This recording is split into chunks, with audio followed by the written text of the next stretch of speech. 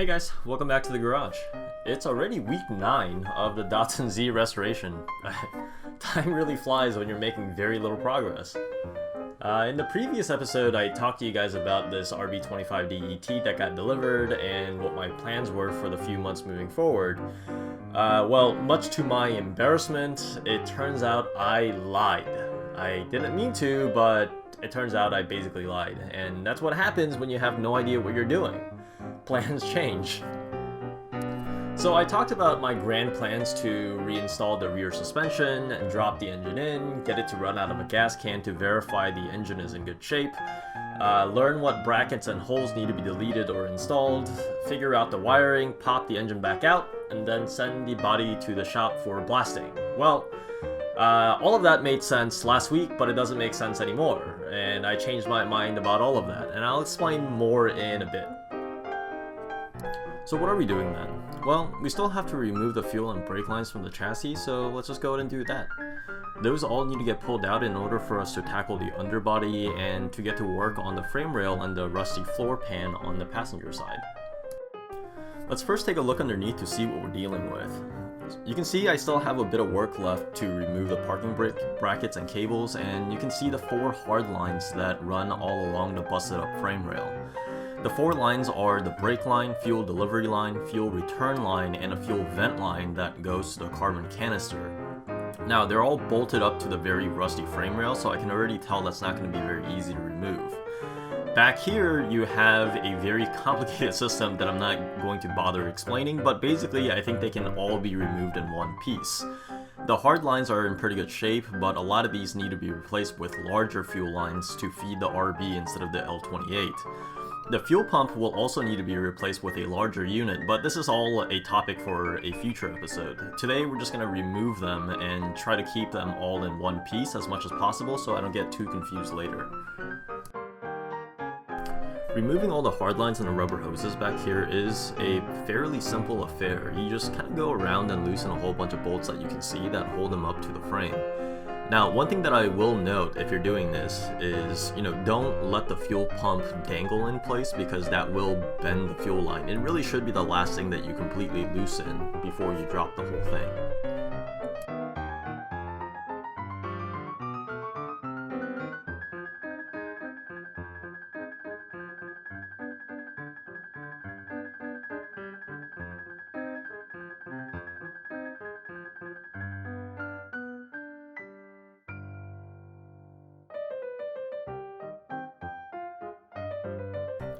Now that everything is loosened up back here, we can move along the frame rail now towards the front.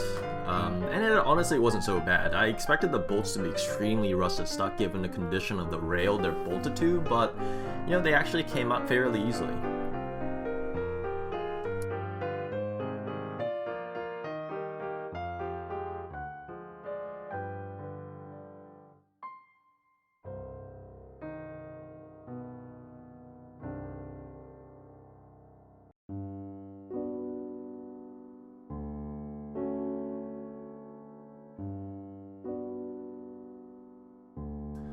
With all the brackets removed from the frame rail, we can move to the engine bay, and it's really the same deal here. Simply remove all the bolts and the brackets that you see. The clutch hardline also comes into play in the engine bay, and since they're all pretty much tied together, I tried to keep them all in one piece, but really one thing annoying that I encountered here was that the hardline connection to the clutch master cylinder was so rounded off that I couldn't get the master cylinder removed separately, so I did have to start separating the lines. Hopefully I'll figure out how to, put this all back together later.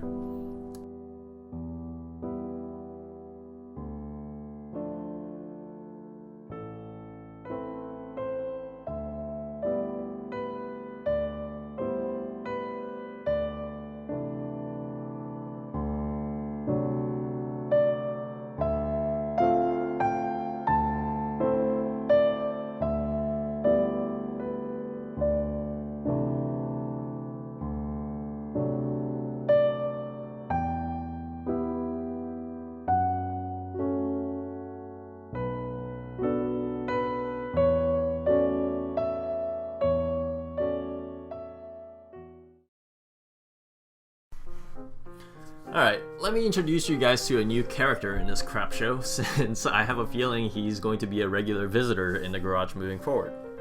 His name is Danny, and he's my neighbor. One thing to know about Danny is that he is about the best neighbor a car guy could have. His gearhead resume is much more impressive than mine, having worked on a Drift 240SX with the 2JZ, among many other things, and I actually think he has a YouTube channel as well. Danny, if you feel like revealing yourself, do leave a comment. He doesn't have an active project car at the moment, but he is itching to wrench on something, so again, he's like the perfect neighbor because he wants to come help, and I need all the help I can get. Anyway, we get to chatting, and he's basically telling me that once I put the engine in the car, I really won't feel like pulling it back out, and it would just be much more efficient just to tackle the body first. And if I really wanted to, I could try to get the engine running on a stand, which is fair enough. And weather is about to get really nice anyway, and I would rather get to the body work when it's still warm out rather than in the depth of winter, so, you know, I decided to ditch the original plan to put the rear suspension back on the car and instead get his help on removing the front suspension today. And further into the abyss we go then. So what we're trying to do right now is to remove the wooden dollies from underneath the front tires so we can drop the whole front suspension. We need to get the body on jack stands on the frame rails, but we skip one too many steps and almost have a major accident. Well, the body is actually a lot lighter than it looks, so we are able to easily rebalance it, but if you must, leave a hurtful comment down below.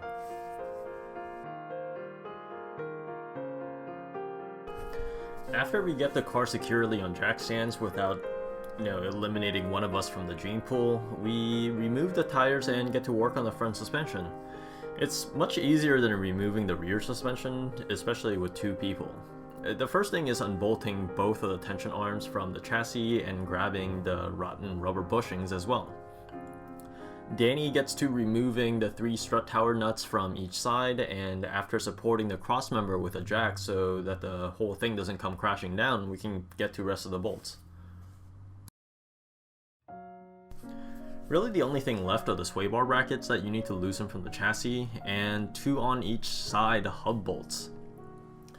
After that, we can lower the assembly down very slowly while we jiggle the tension rods out to release from the holes, and that's pretty much all there is to that.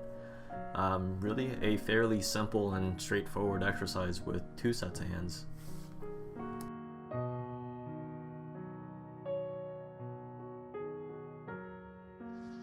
Oh wow, that's kind of heavy. Let me get a better handle on it. Okay.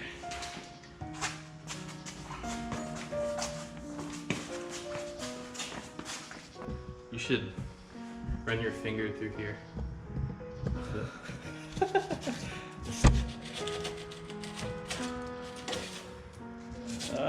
Actually, you know what? It's not as bad as I thought it would be. Yeah, it's pretty solid. Are you gonna do your panning shots now? Gotta get the whole. Channel's really not that advanced. If you're not thinking about your panning shots, you ain't doing it right. That's why I only have 3,000 subscribers. Do that first.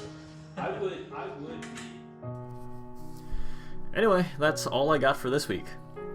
Subscribe if you'd like, but I honestly wouldn't take offense if you just kind of tuned out for the next couple of months or so. It's going to be a lot of time that I spend cleaning, grinding, collecting, and learning how to use new tools, sitting by the car staring, and just wondering how this is all going to come together. It really won't be too exciting, but most of the hours that you spend working on a car aren't exciting. It's a grind, but it's time that I'm only too happy to put in because there's not a thing that I would rather be doing. And nothing worth having ever comes easy.